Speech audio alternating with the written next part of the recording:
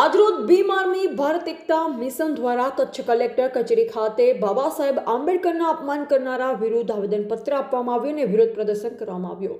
સાથે અનિલ મિશ્રા અને તેમના સાથીઓ ઉપર એનએસએ એક્ટ કડકમાં કડક કાર્યવાહી કરવામાં આવે, જે અનુસંધાનમાં સમગ્ર ગુજરાતના જિલ્લાઓ દ્વારા આવેદનપત્ર કલેક્ટરશ્રીને આપવામાં આવ્યા હતા। આ આવેદનપત્રમાં ગુજરાત પ્રદેશ ઉપાધ્યક્ષ ઇકબાલ ચત, પ્રભારી લક્ષ્મણભાઈ વાઘેલા, જિલ્લા પ્રમુખ હરિભાઈ પરમાર, અનીસભાઈ જુનેજા, દેવજીભાઈ માણવા, મોહમ્મદ ખલીફા, જીતુભાઈ દાફડા, કાનજીભાઈ, કરસનભાઈ રાઠોડ, નવાબ ખલીફા, પુંજાભાઈ, ખીમજીભાઈ મછોયા, હરી રાઠોડ, કરસન રાઠોડ, અલ્પેશ મેરિયા સહિતના આગેવાનો હાજર રહ્યા હતા। મારું નામ ઇકબાલ જત છે। હું ગુજરાત ભીમ આર્મી ઉપાધ્યક્ષ છું। આજે ભીમ આર્મી દ્વારા કચ્છ કલેક્ટર મારફતે એક રજૂઆત કરવામાં આવી હતી કે તારીખ 1/1/2026ના રોજ મધ્યપ્રદેશમાં ગ્વાલિયર ખાતે અનિલ મિશ્રા અને સાથીઓ દ્વારા બાબા સાહેબ આંબેડકરનો વિરોધ કરવામાં આવ્યો હતો અને બાબા સાહેબ આંબેડકર વિરુદ્ધ અભદ્ર ટિપ્પણીઓ કરવામાં આવી હતી। બાબા સાહેબ આંબેડકરે આખા વર્લ્ડ લેવલે પૂજાતા હોય એમનું નામ હોય અને આ ભારતમાં એમણે જેણે સંવિધાન લખ્યું છે એમના વિરુદ્ધ જે અભદ્ર ટિપ્પણી કરી છે, ત્યારે ક્યારે પણ બહુજન સમાજ એને સાંખી નહીં લે અને વારંવાર એ વ્યક્તિ દ્વારા અગાઉ પણ એવી ટિપ્પણીઓ કરી ચૂક્યા છે। તે છતાંય પોલીસે એમને ક્યાં ને ક્યાં છાવરવાનો પ્રયાસ કર્યો છે, સાથે ત્યાંની સરકારે પણ છાવરવાનો પ્રયાસ કર્યો છે। માટે એમને એવી કલમો લગાવી છે જેના લીધે કાલે એમને જામીન મળ્યા છે। તો વિચાર કરો, જે વ્યક્તિ આવો ભણેલ ગણેલ હોય એ વ્યક્તિ જો આવી હીન માનસિકતા રાખતો હોય તો જે શિક્ષણ નહીં હોય તેવા લોકોમાં શું હાલત થતી હશે। અને સાથે એ ભૂલી રહ્યા છે અનિલ મિશ્રા કે જે સંવિધાનનો નિર્માતાનો જેણે વિરોધ કર્યો છે એ જ સંવિધાન થકી કાલે એમને જામીન પણ મળ્યા છે।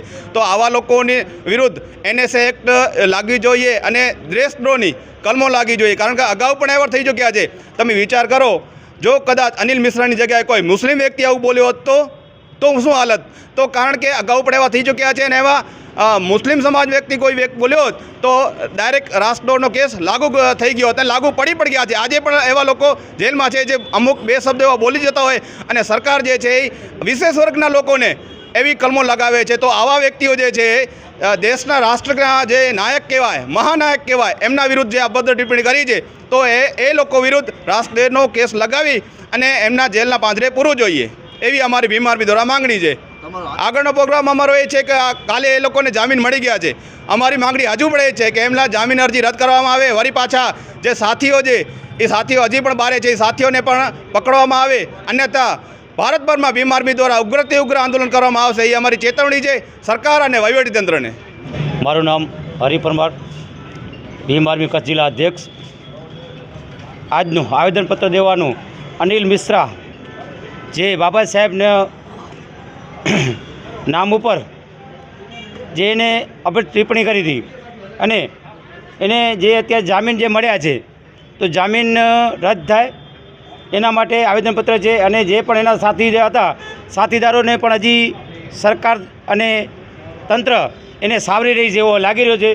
દિવસ 5 કે 7માં એનું રિઝલ્ટ નહીં આવે તો ઉગ્ર આંદોલન હજી પણ અમે આથી વધારે કરશું, એવી અમે અત્યારે ચેતવણી આપી છે સરકારને।